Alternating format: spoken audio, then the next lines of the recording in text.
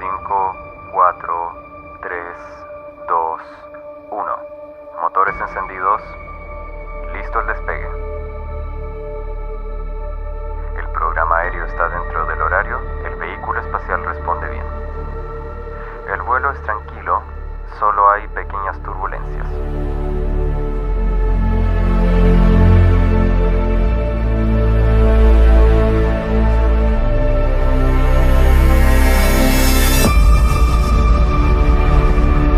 Contemple nuevamente este punto. Eso es aquí, es nuestro hogar, eso somos nosotros.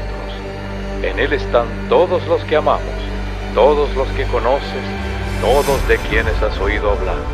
Cada joven pareja enamorada, cada maestro de moral, creadores y destructores de la civilización, cada santo y pecador en la historia de nuestra especie ha vivido allí, en esa mota de polvo suspendida en un rayo de sol.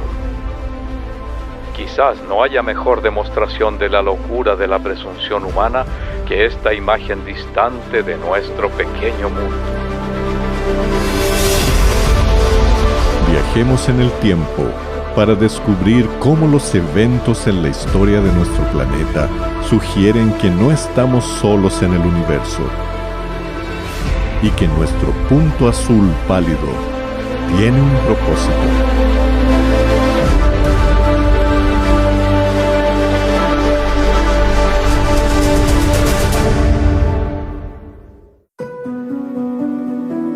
Hace miles de años, en un área ahora conocida como la cuna de la civilización, un ambicioso rey tuvo una experiencia que moldearía el mundo en el futuro.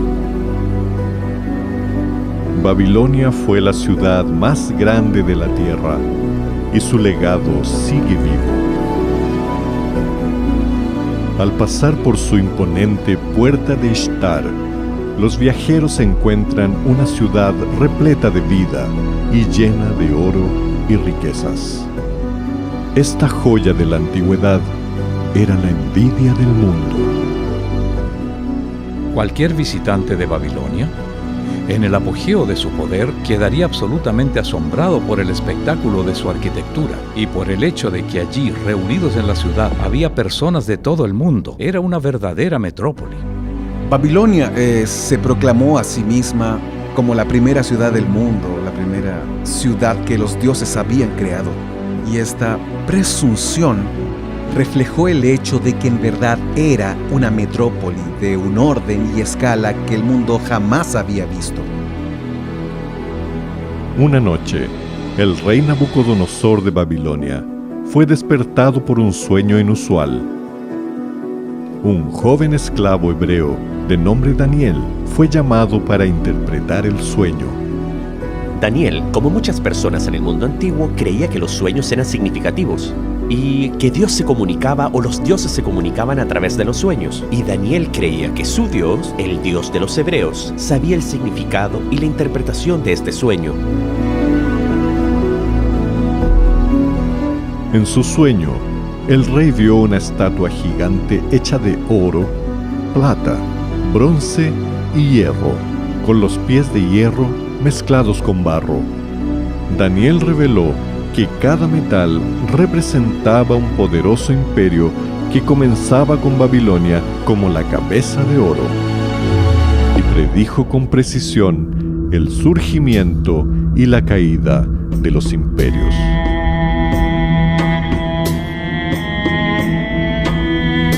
Pero ¿qué evidencia hay de que Daniel haya escrito sobre estos acontecimientos antes de que ocurrieran? Los rollos del Mar Muerto contienen secciones de los escritos de Daniel y datan del siglo II a.C. El historiador judío Flavio Josefo cuenta que los escritos de Daniel fueron presentados a Alejandro Magno cuando visitó Jerusalén en el siglo IV a.C. Y los estudiosos señalan que el arameo usado en el libro de Daniel calza perfectamente con el arameo usado en el siglo VI a.C. La primera vez que oí hablar de este sueño, debo admitir que estaba escéptico. Me refiero a que es difícil creer que más de 2000 años de historia humana fueron relatadas de antemano en un sueño de 150 palabras. Y me enfrenté a la idea de que o bien estamos lidiando con algo que podría ser un engaño, una mentira, o hay algo sobrenatural que está en juego. Daniel había predicho que un imperio representado por el pecho y los brazos de plata se alzaría para conquistar Babilonia. En el apogeo del dominio babilónico, Daniel predijo que se levantaría un reino inferior.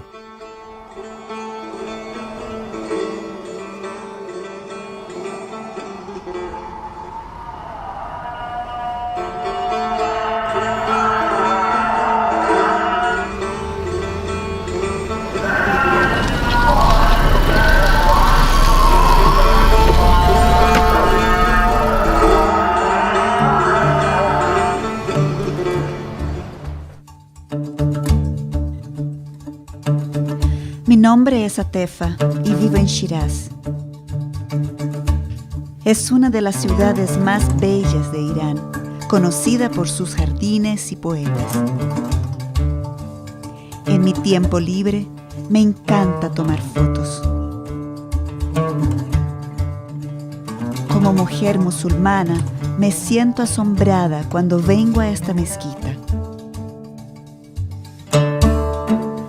Musulmanes, judíos y cristianos consideran a Daniel como un profeta sagrado. Y hace más de 2000 años, un conquistador se alzaría desde el este para liderar una lucha contra el poderoso imperio de Babilonia. Durante algunos años antes de la caída de Babilonia, los babilonios sabían que el rey de lo que llamaban Parsu o Persia, un hombre llamado Ciro, estaba conquistando grandes partes del mundo más allá de sus fronteras.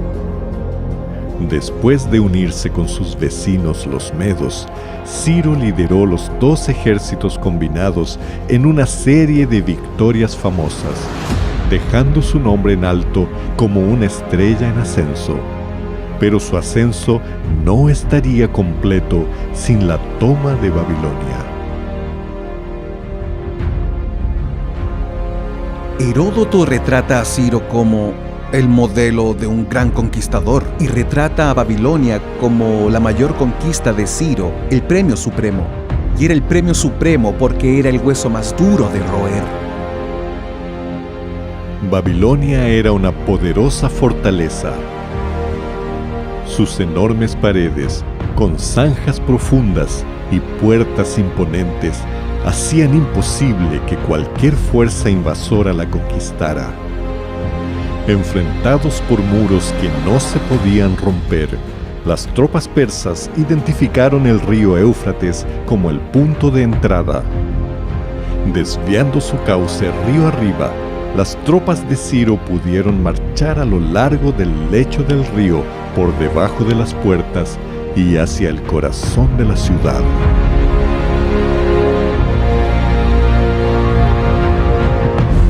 Los muros de Babilonia parecían infranqueables para cualquier fuerza invasora. Sin embargo, en uno de los grandes misterios de la historia, la gran ciudad de Babilonia cayó en una sola noche en manos de Ciro. Y solo una vez que Ciro tomó Babilonia, el rey de Persia pudo llamarse a sí mismo el rey del mundo. La conquista de Ciro sentó las bases del imperio medo-persa. Su gran conjunto de palacios todavía se pueden ver en la actualidad.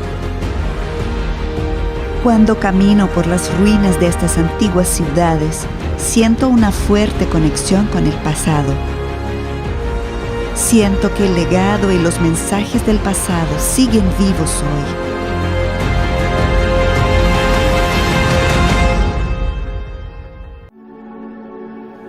Después de conquistar lo que parecía ser el mundo entero, Ciro murió en batalla. Su tumba es un testimonio permanente de su legado. Hoy Ciro todavía es reconocido como uno de los más grandes héroes de nuestro país.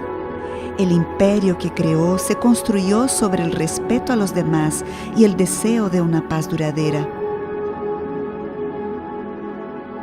Creo que es lo que todos queremos.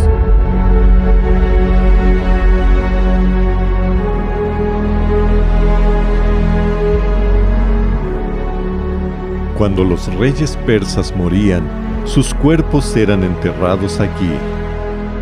Estas tumbas construidas en altura eran un símbolo apropiado de su dominio y fuerza.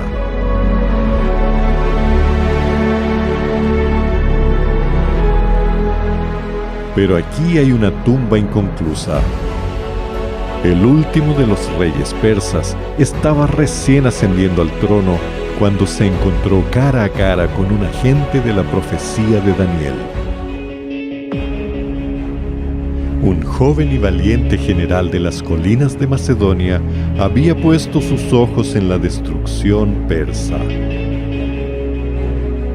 El imperio medo-persa había conquistado Babilonia tal como lo predijo Daniel. Pero la siguiente predicción de Daniel se refiere al surgimiento de un tercer imperio, uno de bronce, que gobernaría sobre toda la tierra.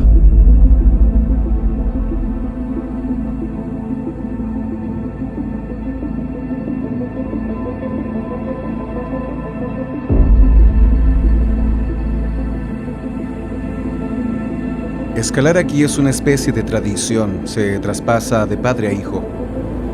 Tenemos rutas fáciles y rocas pequeñas, pero también tenemos rocas grandes. La roca más alta mide 250 metros. Al escalar se siente miedo, pero así se disfruta más. Antes de seguir subiendo, suelo tomar un poco de aire. Es tranquilo allá arriba. Puedes sentir la soledad.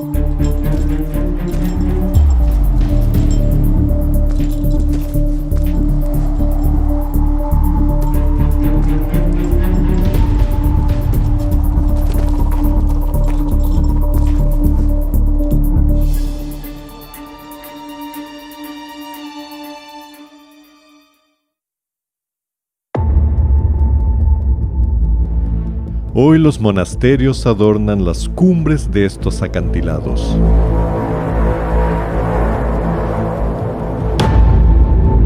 En el siglo XIV, un monje solitario llamado Barlaam escaló estas empinadas paredes de roca para construir un monasterio. Bajo la atenta mirada de un monje, hay una pintura que representa una figura clave en la línea de tiempo de Daniel: Alejandro el Grande.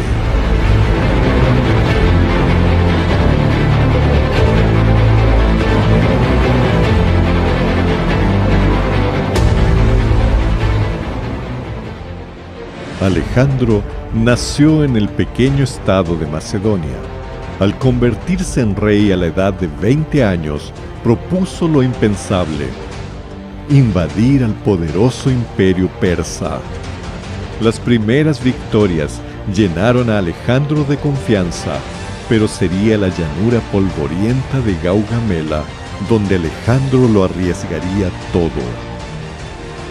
Él invade Mesopotamia, Irak, consciente de que al hacerlo tendrá todo el imperio del mundo en sus manos si gana. Eso es, esta sería absolutamente la batalla decisiva, porque quien la ganara continuaría siendo el rey de Persia o el nuevo rey de Persia. El rey de Persia le había enviado un ofrecimiento de paz diciendo: toma la mitad occidental y déjame con la mitad oriental y de esta forma tendremos paz. Y uno de sus consejeros, el general Parmenión, dijo, si fuera usted, lo aceptaría. Y Alejandro dijo, sí, si yo fuera usted, lo aceptaría. Sí, pero no era Alejandro. Era imposible para él aceptar aquello. Él debía continuar, tenía que alcanzar sus objetivos. En todas las batallas que peleó, realmente él iba a la segura, iba directo a la yugular.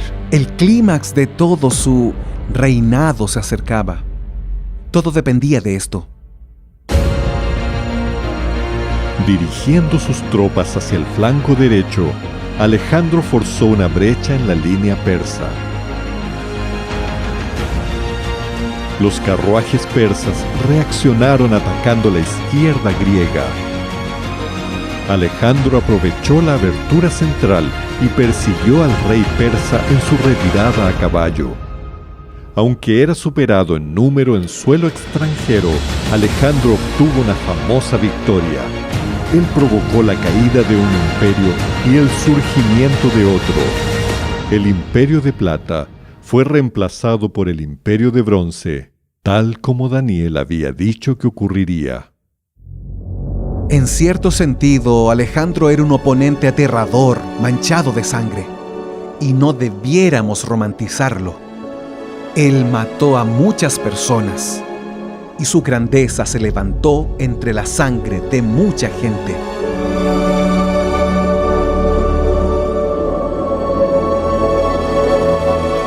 Alejandro se establecería en Babilonia, en el antiguo palacio del rey Nabucodonosor. Pero al reflexionar sobre sus conquistas, lloró porque no había más tierra para conquistar. Alejandro estaba literalmente haciendo historia. Él marca la transición de una era a otra. Sin la genialidad de Alejandro y sin la revolución militar que inició su padre Felipe, es perfectamente posible imaginar un mundo en el que el imperio persa continuaría. En muchos sentidos, diría yo tal vez, así como alguien más ha dicho antes que yo, que Alejandro Magno fue su propia mayor creación. Su imperio griego había conquistado el mundo entonces conocido con asombrosa velocidad. Un hombre había cumplido la profecía de Daniel. Daniel predijo que un cuarto imperio se alzaría con poder global. Entonces habrá un cuarto reino, uno fuerte como el hierro, y como el hierro todo lo desmenuza y pulveriza, así desmenuzará y pulverizará a todos los demás. Ubicada en el corazón del mar Mediterráneo, es una ciudad que pasó de la oscuridad a convertirse en el centro de un imperio global. Roma, Caput Mundi, capital del mundo.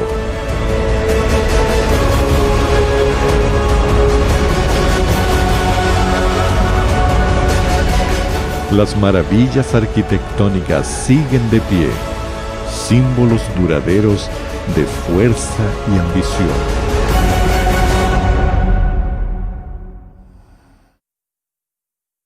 Durante más de 20 años, Adriano Moravito ha estudiado los cimientos del Imperio Romano profundamente escondidos bajo tierra.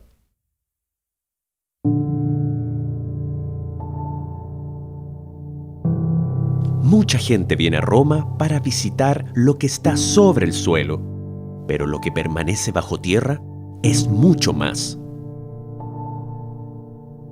Roma era una mega ciudad del pasado. La grandeza del Imperio Romano se debe a la red de caminos que fueron hechos para conquistar los diferentes territorios y a la construcción de acueductos apropiados para cada ciudad.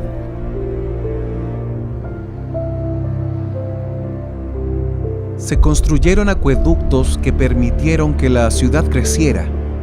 Y también se construyeron caminos, y los caminos se construyeron esencialmente, si se prefiere, como hilos de una red desparramados en el territorio conquistado. Hay un dicho popular muy conocido que dice que todos los caminos conducen a Roma, pero creo que sería mejor decir que todos los caminos salen de Roma. Los caminos romanos llevaron suministros y soldados a los confines del imperio, provocando masacres y brutalidades donde quiera que fueran. Cuando los ejércitos occidentales lanzan ataques, se jactan de las pocas bajas que ellos han infligido. Cuando Julio César fue a Galia, se jactó de cuántos había matado. Pero el derramamiento de sangre no se restringió a tierras extranjeras. Los animados espectadores se reunían en el Coliseo para observar cómo miles de personas eran asesinadas violentamente. En muchos sentidos, la arena es la institución romana por excelencia. Esta fue una expresión de su virilidad, de su superioridad sobre el mundo bárbaro y sobre el mundo natural.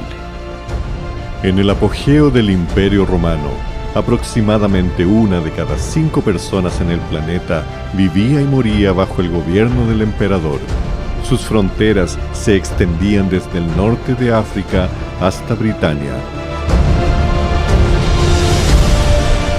Por el año 476 después de Cristo, las invasiones bárbaras habían reducido las fronteras del Imperio Romano a un tamaño que no se había visto en 6 siglos. Había depredadores en las fronteras y los romanos los llamaban bárbaros. Muchos de ellos fueron dominados por los romanos y perdieron su libertad ante ellos y obviamente se molestaron y odiaron eso. Ellos fueron capaces de tomar posesión de vastos territorios de lo que había sido el Imperio Romano. Daniel predijo que el Imperio Romano se derrumbaría desde adentro, y lo que viste de los pies y los dedos, en parte de barro cocido y en parte de hierro, será un reino dividido, en parte fuerte y en parte frágil. Las tribus bárbaras dividieron el Imperio Romano y estas nuevas naciones sentarían las bases para la Europa futura. Para los europeos, Roma era el fantasma que no desaparecería. Y cuando llegó el momento en que el gobierno de los Césares se vino abajo, hubo personas que intentaron restaurarlo. Hay un sentido en el que se podría argumentar que el Imperio Romano nunca cayó realmente y que nosotros, como europeos modernos, somos los romanos de la actualidad.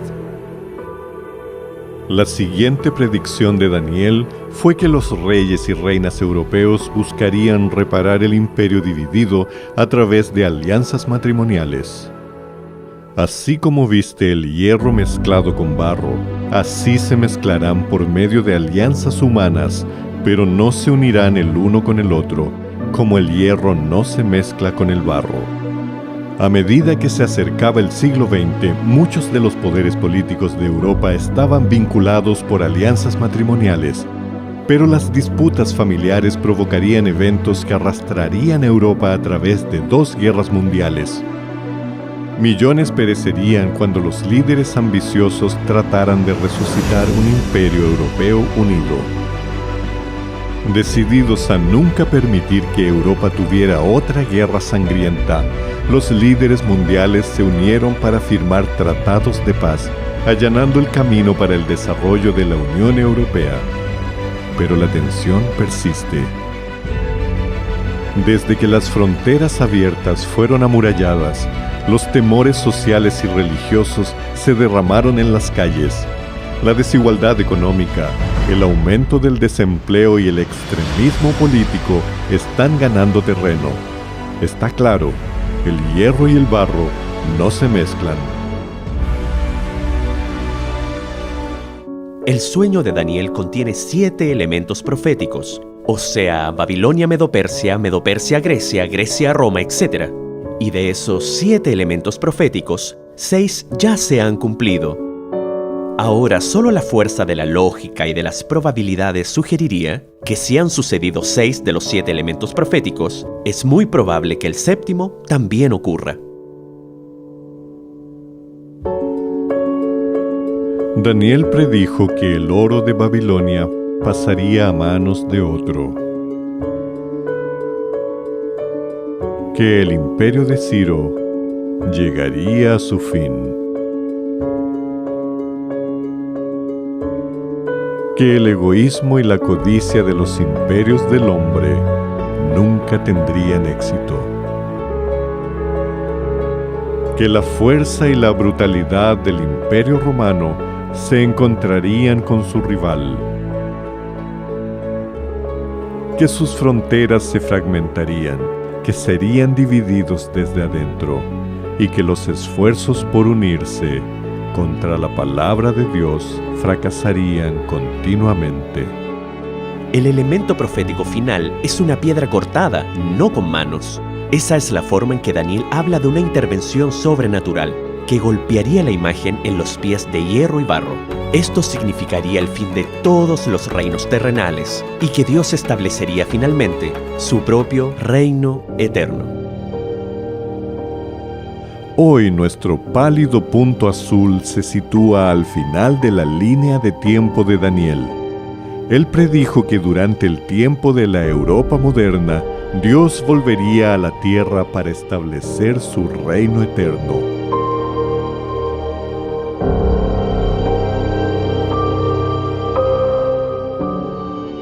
La Tierra es un escenario muy pequeño en una vasta arena cósmica. Piensa en los ríos de sangre derramados por todos esos generales y emperadores para que en gloria y triunfo pudiesen convertirse en maestros momentáneos de una fracción de este punto. La profecía de Daniel une las esperanzas de la humanidad y revela a un Dios que se ha convertido en parte de nuestro mundo. Las últimas palabras de Daniel al rey fueron que el sueño era cierto y que su interpretación era segura. Nuestras vidas a menudo se caracterizan por cosas que no son ciertas ni son seguras. Enfrentamos el futuro con ansiedad y confusión, pero toda esta narrativa sugiere fuertemente que la historia humana y nuestra propia historia personal van en una dirección, que de hecho hay un propósito, una esperanza e incluso un destino. Millones se preguntan si hay un Dios ahí afuera observando cómo nuestra tierra gira hacia un futuro sin sentido, pero en ningún lugar la realidad de Dios es más evidente que en los escritos de Daniel. Su extraordinaria revelación de la historia de los imperios mundiales desafía la razón y el azar. Ellos narran la mano de Dios guiando la historia de nuestro mundo y del próximo reino que vendrá.